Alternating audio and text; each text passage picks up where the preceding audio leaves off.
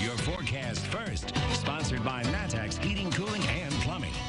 6 o'clock on this Wednesday, and our temperatures remain pretty consistent from this afternoon in the upper 30s and lower 40s. These are not the high temperatures. Obviously, we had those very early this morning, technically late last night, when the temperature was in the 50s. 38 degrees in Champaign, 39 in Mattoon, 39 also in Danville, and 38 degrees in Springfield. We've got our Adams Memorial weather camera overlooking State Farm Center on our roofing dog on it. The camera's not shaking as much anymore, which is good.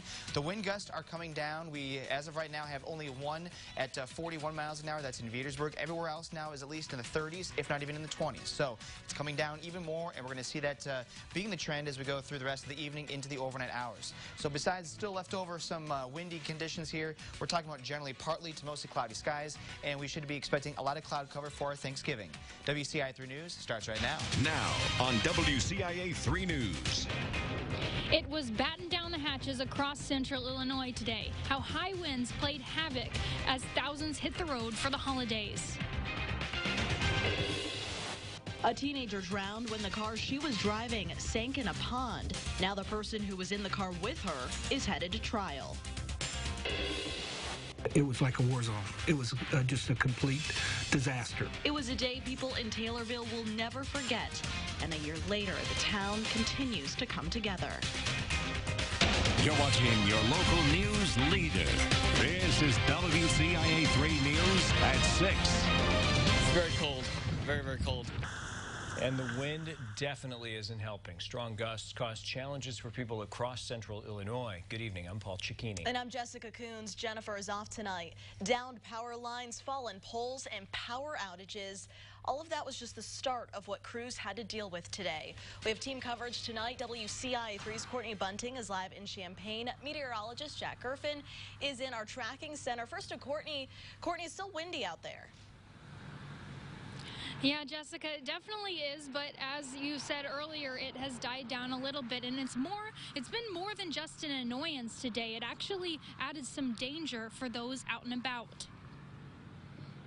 It's almost impossible to walk outside and not notice. Right now, it's just like, I can't take it.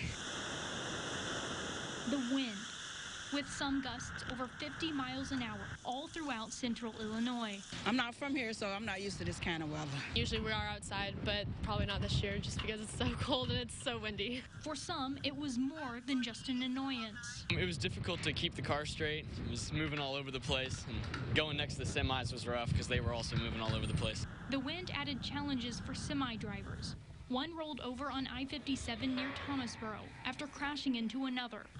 If you're driving a semi, investigators say it's important to make sure you can be seen. Keep your headlights on because you never know, especially when you're out in the county and you're driving down a county road and there's farmers are working or have done work, so that kicks up a lot of dust. And obviously you want to be seen. It's not just truck drivers who need to be careful. Drivers around them also need to watch for changes in wind speed. You need to be aware that, you know, when you're passing that vehicle, it's going to act as a wind block.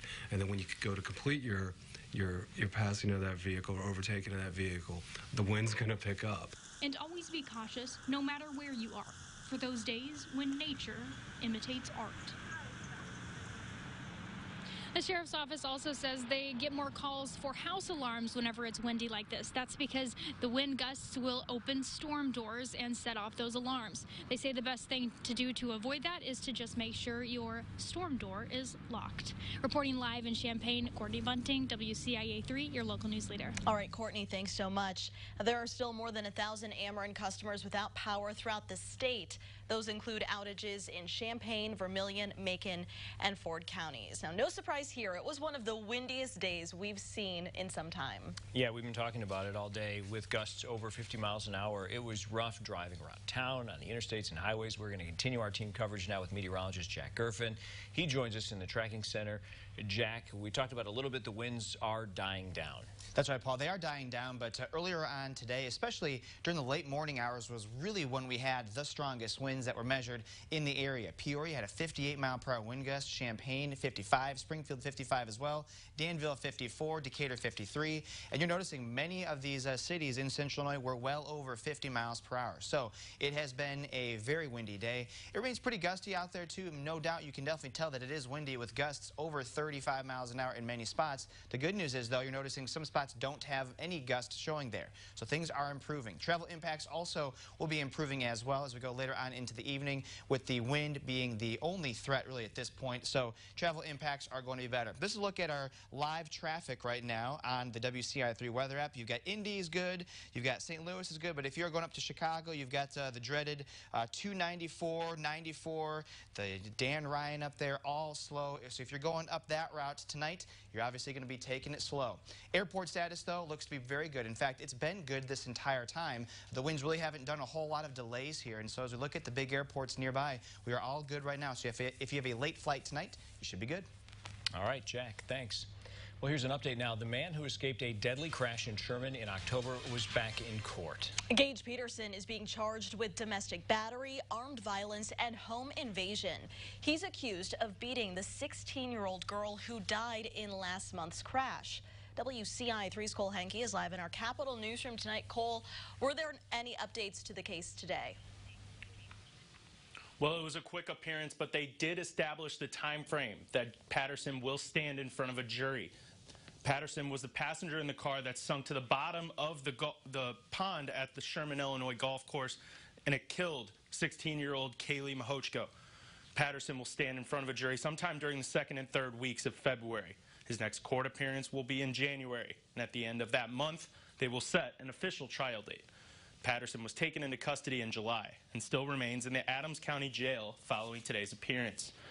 The Illinois State Police are still investigating the crash from that golf course, and the Sangamon County Coroner's Office is still waiting for full results of their autopsy. All right, Jessica. Cole, thank you so much for that update. Now, Patterson had been released from custody on a reduced bond on the condition he went to rehab, but the facility he went to in Springfield was not a closed facility, and he was able to leave the site after only a month. He was arrested that night for violating an order of protection the crash victim's mother had against him. 5 people are facing charges for selling vaping or tobacco products to minors at Springfield businesses. State police ran surveillance and used an informant under the age of 21. The suspects will be fined at least $200. Repeat offenders will be charged more.